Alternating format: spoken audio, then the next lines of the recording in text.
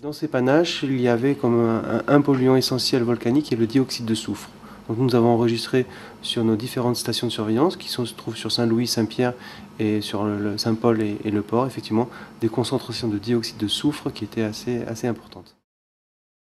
Et on pense effectivement qu'aujourd'hui, les poissons semblent effectivement subir plutôt une atteinte toxique, neurotoxique, c'est-à-dire que vu leur état, probablement que les émanations sous-marines font que c'est neurologique, quoi. La mort des poissons se passe de manière neurologique et que ce n'est pas la température qui a l'air d'être le facteur déclenchant de la mortalité des poissons.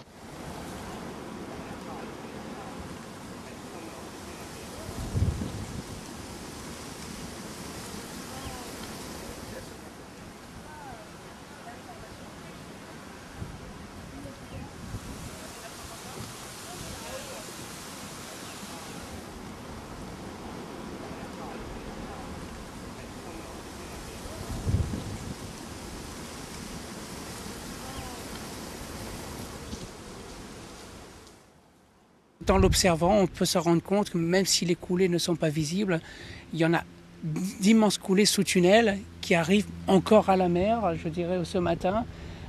C'est une accalmie, on va dire, avec une grande vigilance, parce que rien ne dit que dans les heures qui suivent, d'autres coulées vont descendre les pentes du volcan. Vous avez les concentrations en dioxyde de soufre, en microgrammes par mètre cube, et vous avez une pointe en début de soirée vendredi, et une deuxième pointe en début de matinée samedi. Donc le seuil d'alerte, c'est la barre rouge. Donc 2486 microgrammes par mètre cube et par heure, c'est du jamais vu à La Réunion.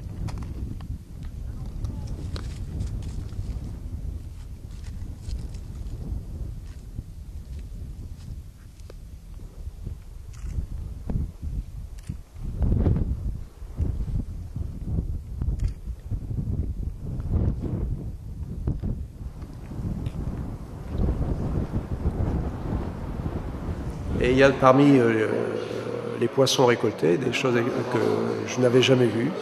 Et pourtant, j'ai travaillé un peu sur toutes les mers du monde. Et donc, il y a sûrement des espèces très intéressantes parmi cette collection. Une belle piste, mais un chantier pénible pour les hommes et les machines. Des relevés de température indiquent à seulement 1,50 m de profondeur, parfois près de 400 degrés. Et plus les ouvriers s'approchent du rempart du Tremblay, plus le chantier se complique. Sur cette portion de la future route, les coulées extrêmement chaudes, comme partout, ne sont pas aussi stables. En avançant, les ouvriers risquent fort de découvrir d'énormes cavités sous leurs pieds et sous les chenilles des engins. 1,5 km de bitume, beaucoup de virages à travers la lave et un décor à couper le souffle.